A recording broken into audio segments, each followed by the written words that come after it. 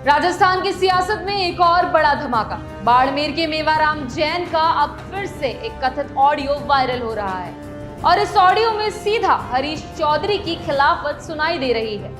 इस viral audio में कोई शख्स मेवाराम जैन से बातचीत कर रहा है और कहता है, आमिर खान को तो ले लिया सर जी, अब आपका क्या।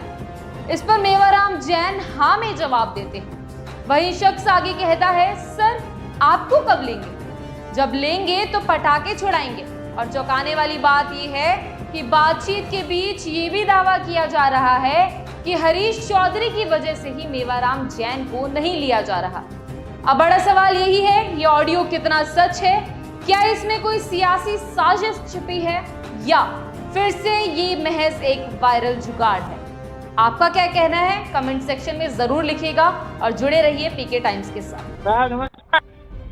नमस्कार। हरीश बोला कोवासु हरीश माली। हाँ सर। तब की अपन लिया ही कौन इन अमीन खान ने लिया था कांग्रेस में। अरे नंबर 1 नंबर हुआ था मैं अपने ही ना। तो मोटी हरीश है ने गबा गबो साहब हरीश करे। वो तो करे ही लाइ। हां तब की करो आ ले ये हूं मैं तो। हमें अपना नंबर ला के कदे ने तेरा बाहर जल्दी आ। एक आवाज में थोड़ा फटाका छोड़ दो बनारा।